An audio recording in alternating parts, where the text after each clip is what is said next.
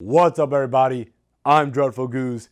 I'm here at Murder the Mix Studios, and today we're going to be talking about plugins, amps, speakers, cabinets, and mic placement.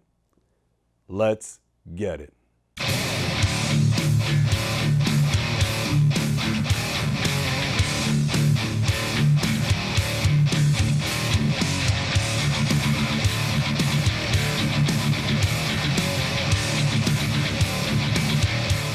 Let me start this video by saying thank goodness for you, because if you are watching this, there is a very big chance that you care, even if it's only this much, about making music with real analog gear. Not that there's anything wrong with plugins. In fact, these days the plugins are so damn good that it's really hard to tell what's the plugin and what's the real amp. Check out this awesome video of my buddy Jason, Mr. Killer Tone Texas himself, playing the Lassie Lambert plugin.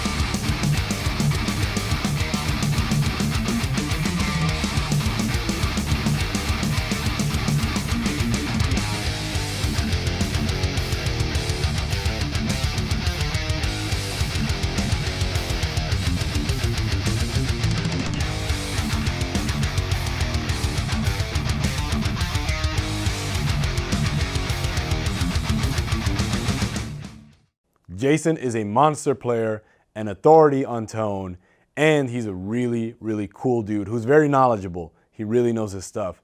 So if you haven't already, definitely go show some support to him and subscribe to his channel. You won't be disappointed. But getting back to what I was saying, as you heard, these plugins nowadays are ridiculous, and they do have a special place in the studio. Don't believe me? Check out the master himself, Lassie Lambert, where he talks about what the plugins allow him to do in the studio.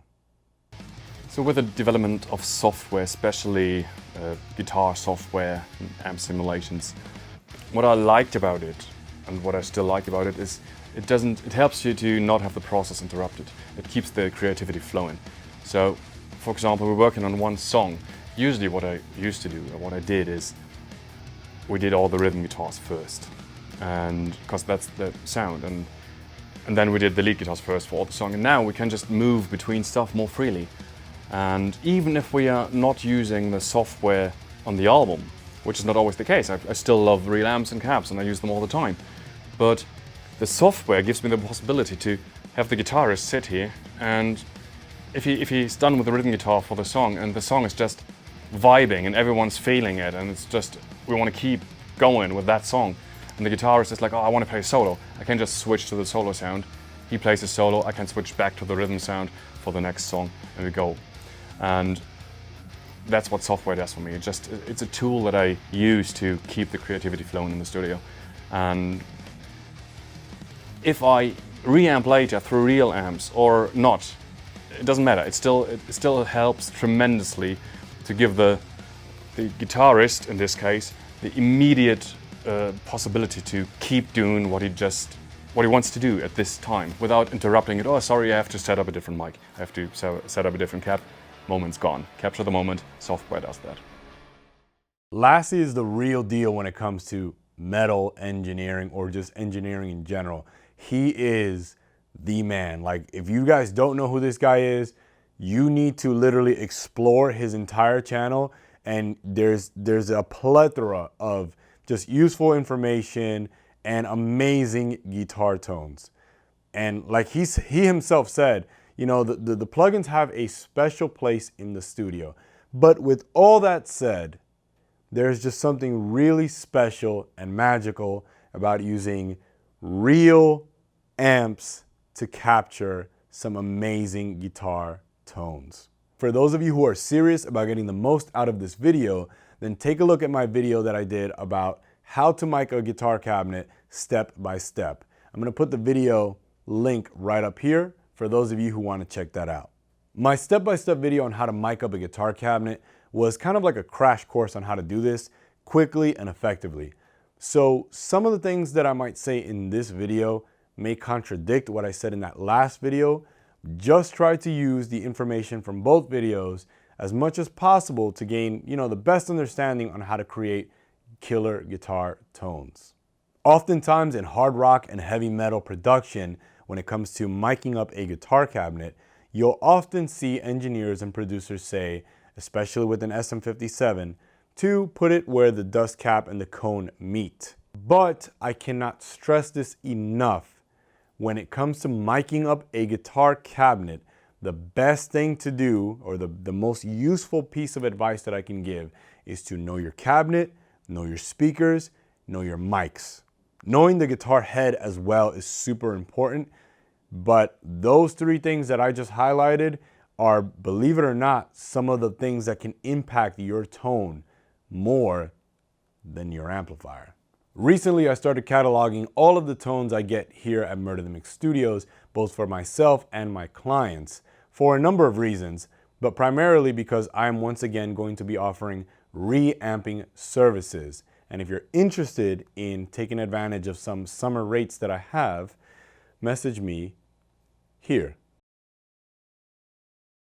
So over the weekend, I was cataloging some sounds for my Marshall JCM 800 and my Marshall 1968 cab.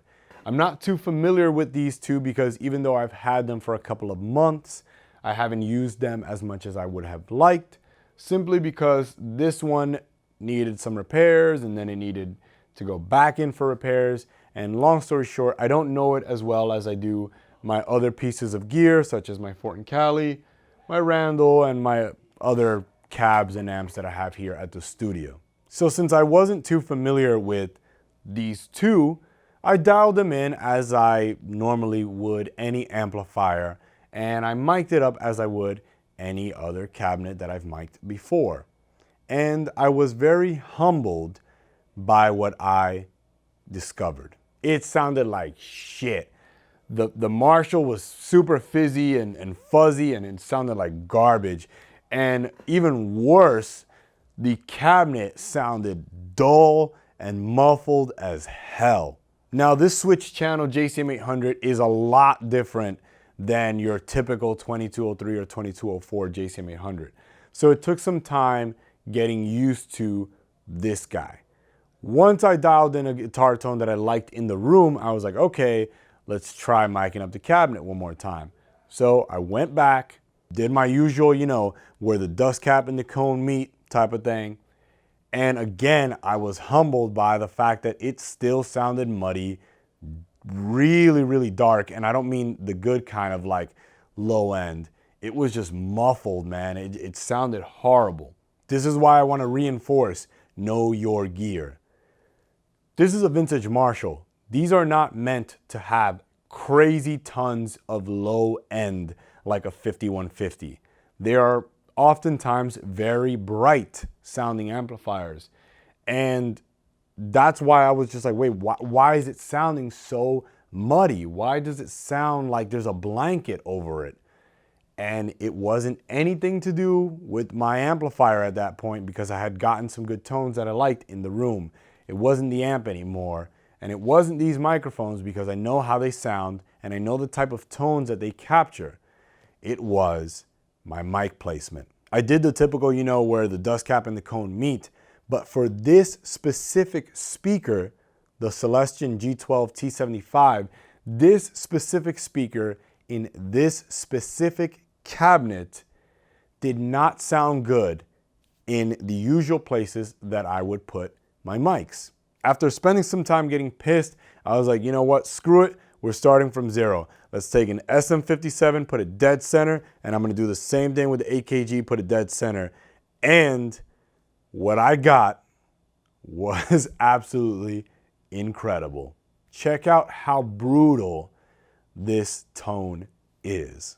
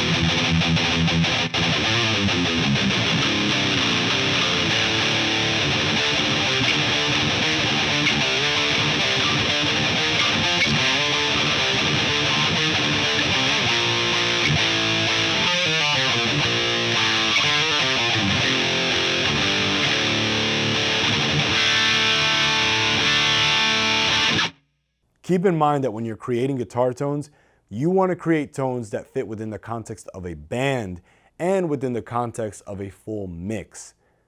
I used to be one of those guys that was like, no, my tone has to be super bass heavy and it's got to have tons of balls.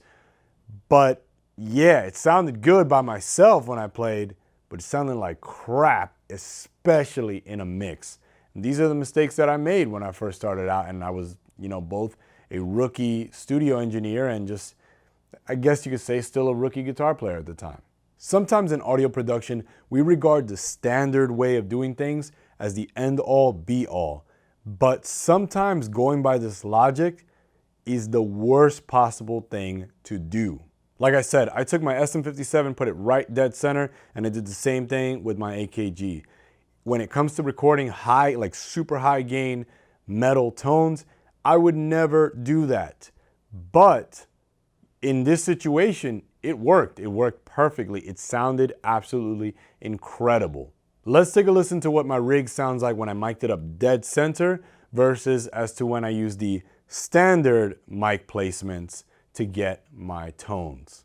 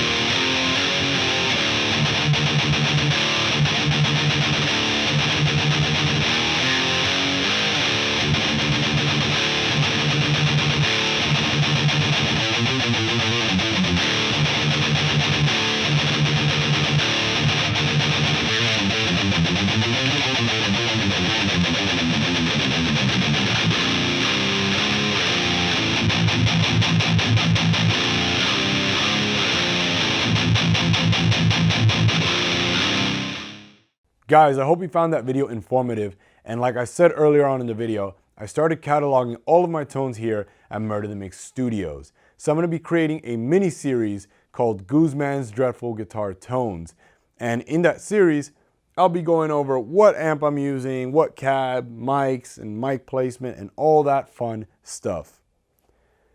Guys, as always, thank you so much for watching. Like, comment, subscribe, and follow all my social media links down below. Peace.